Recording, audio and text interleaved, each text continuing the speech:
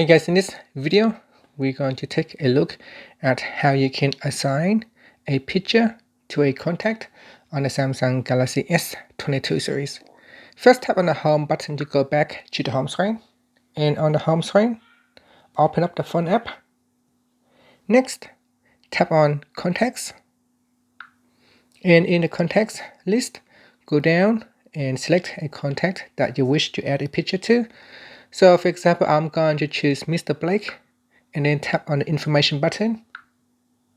Next, tap on the edit button, and at the top here tap on the profile picture icon, and here you can choose a picture from the gallery. You can use the camera to take a photo. You can use AI emoji. You can choose a sticker, so you can assign a sticker to a contact profile. And then once you do that, you can move around. So let's say if I choose